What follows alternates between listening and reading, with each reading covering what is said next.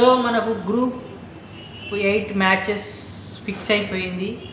So group 8కి మాత్రము ఒక 8 టీమ్స్ అవి షిఫ్ట్ అయిపోతాయి, A group and B group. So A గ్రూప్లో వచ్చేసరికి India, West Indies, south Africa, Zimbabwe.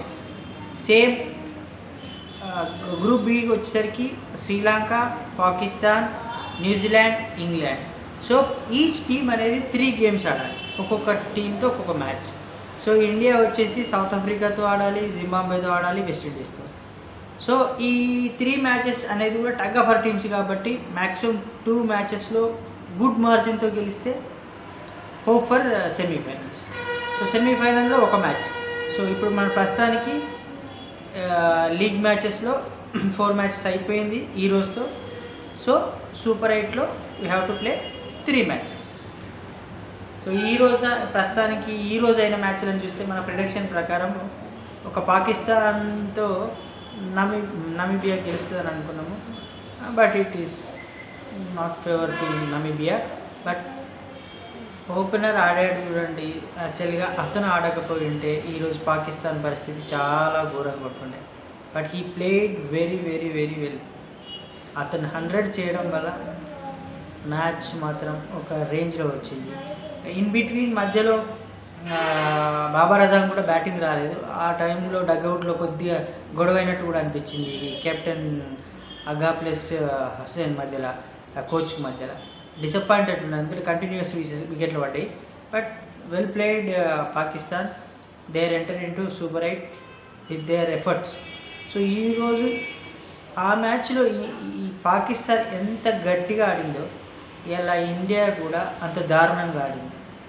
So even Abhishek Sharma కూడా ఈవెన్ నెదర్లాండ్స్లో డక్అవుట్ కావడము, ప్లస్ ఇషాన్ కిషన్ అది బ్యాడ్ లక్. ఒకవేళ శివం దుబే కూడా నిల్చోకపోయి ఉంటే మన పరిస్థితి 160 వరకు కూడా రాకపోయి ఉంటే. వాళ్ళు కూడా Netherlands it's not a small country to fight.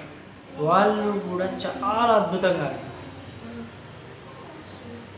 Bowling ఎఫెక్ట్సే కానీ బ్యాటింగ్ ఎఫెక్ట్సే కానీ చక్కగా ఉంది. ఈరోజు మన fielding poor, batting poor, execution 100% poor. It's a light ఏదో ఆడినామా అన్నట్టు గేమ్ ఆడినారు.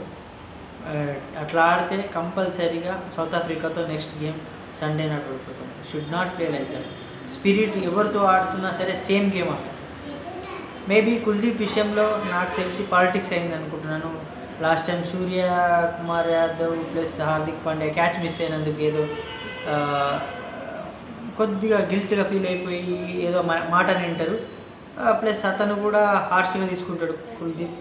ఈరోజు కావాలని కూర్చుని నేను అనుకుంటున్నా. ఇట్ ఈస్ నాట్ ఏదో అతనికి రెస్ట్ ఇవ్వాలా, ఏదో ఇతన్ని తీసుకురావాలంట. బట్ ఇట్ సమ్ టైమ్స్ యాక్చువల్గా మన వాళ్ళు కూడా కొన్ని పాలిటిక్స్ చేస్తారు, బయటికి చెప్పం కానీ 100% మన మన ఇక్కడ కూర్చునే వాళ్ళకి అర్థమవుతుంది.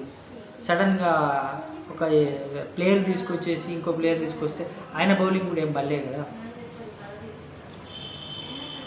ఇవ్వాలనుకుంటే ఇప్పుడు నెదర్లాండ్ మనం ఆల్ క్వాలిఫైడ్ అయినాం కాబట్టి సో ఫాస్ట్ బౌలర్కి కానీ ప్లస్ ఒక బ్యాట్స్మెన్కి కానీ రెస్ట్ ఇవ్వాలి, వీళ్ళతో బౌలింగ్ వేపియాలి. So it's maybe politics issue. So వాళ్ళు కూడా ఫ్యూచర్లో ఇలాంటి బయట లోపలికి తీసుకోవద్దు. సో ఫస్ట్ మ్యాచ్ ఈరోజు వచ్చేసరికి south Africa versus UAE.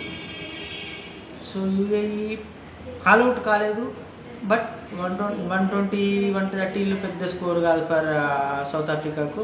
6 wickets పడ్డాయి. బాష్ కూడా 3 వికెట్స్ తీసుకున్నాడు. It's a good game. So they played very well south Africa as a perfect effort.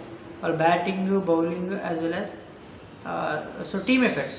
We should not say anything about South Africa match, UAE match. Team effort వల్ల 100% South Africa గెలిచింది. So India matches they should have to learn quick things. So it should not ఓవర్గా think చేయని అవసరం లేదు. ఓవర్గా think చేస్తే డెఫినెట్గా మనకంటే తాతలు ఉన్నారు ఆడడానికి. సో లాస్ట్ టైం లాగా లేదు. South Africa it's a good team, west Indies also good team. So Zimbabwe వాళ్ళు కూడా ఫైట్ బ్యాక్ ఇస్తే కూడా మనం తట్టుకోలేము. సో ఇప్పటికైనా they should play for India. So all the very best for all selected teams of Group 8.